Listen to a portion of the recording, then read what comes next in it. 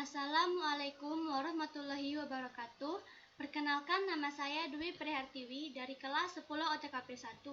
Saya akan menjelaskan bagaimana cara menganalisis jabatan, tugas, dan pekerjaan pada kegiatan administrasi.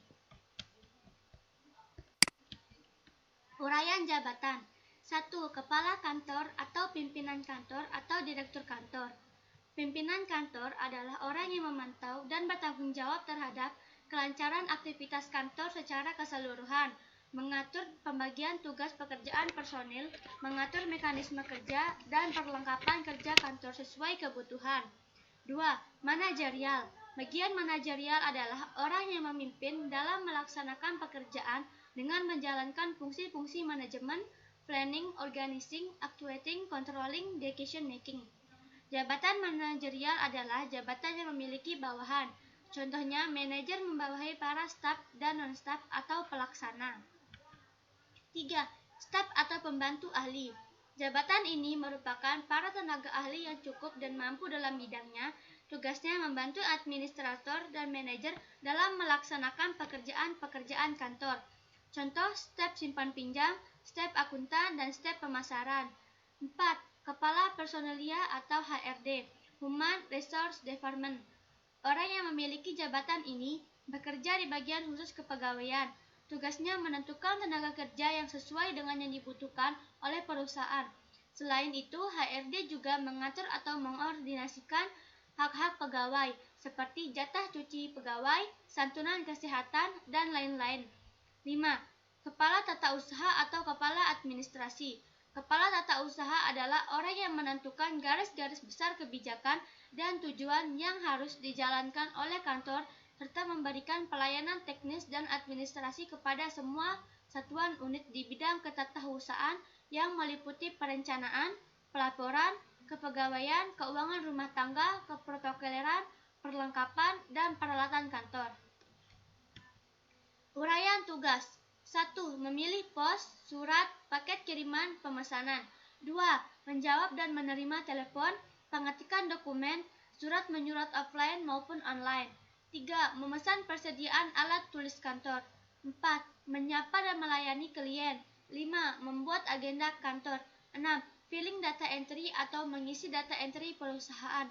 7. Mengelola buku harian. Uraian pekerjaan. A. Uraian jabatan, job description.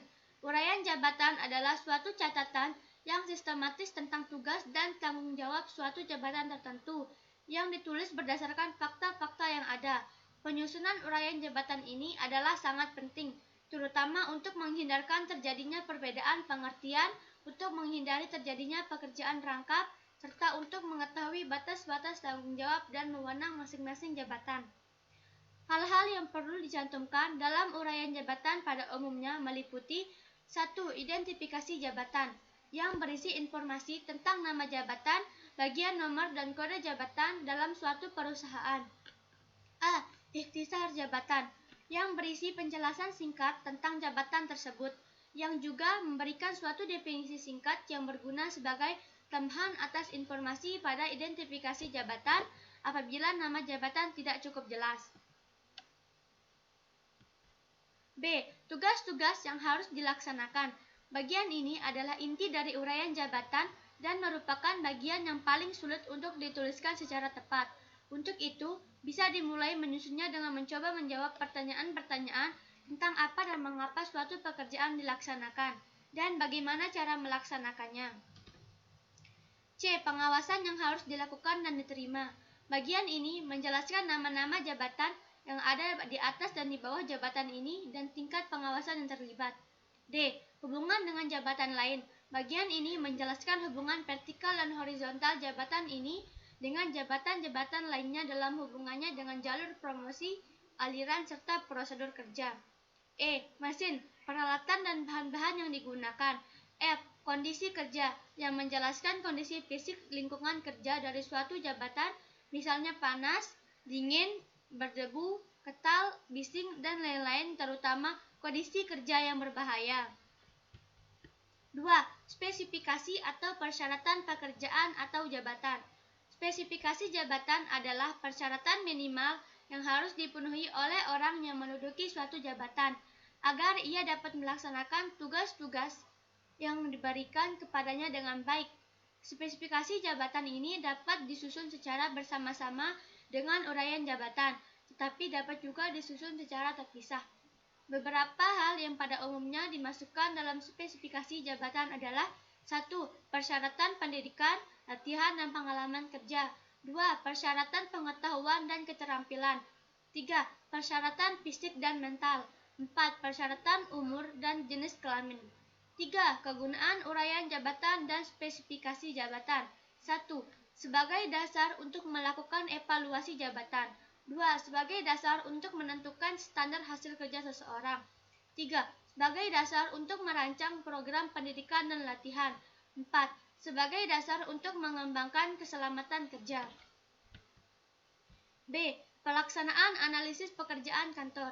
Analisis jabatan pada dasarnya adalah suatu proses pengumpulan, penelitian, penguraian data jabatan yang tahapannya sebagai berikut. 1. Tahap persiapan dan perencanaan. 2. Tahap pengumpulan data. 3. Tahap pengolahan data. 1.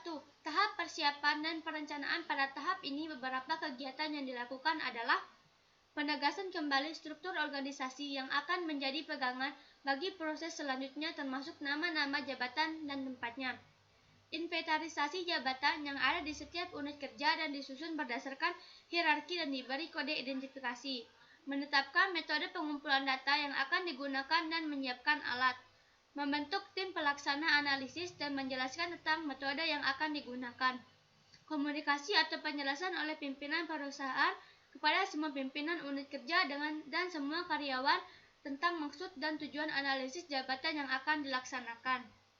2. Tahap pengumpulan data. Pengumpulan data jabatan dapat dilakukan dengan melalui cara A. Metode observasi dan wawancara. Metode observasi berarti pelaksana analisis jabatan mengamati secara langsung di tempat bagaimana tugas pekerjaan dilaksanakan dan mencatatnya untuk diolah menjadi informasi. B. Metode kuesioner.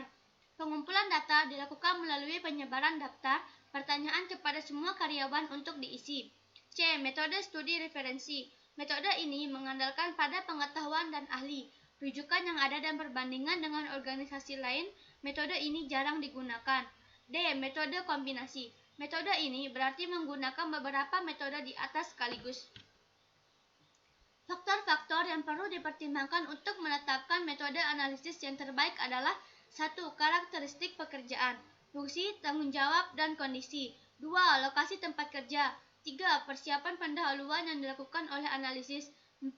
Sikap dan tanggapan karyawan. 5. Standar kinerja yang ditetapkan. Sekian dari presentasi saya. Wassalamualaikum warahmatullahi wabarakatuh.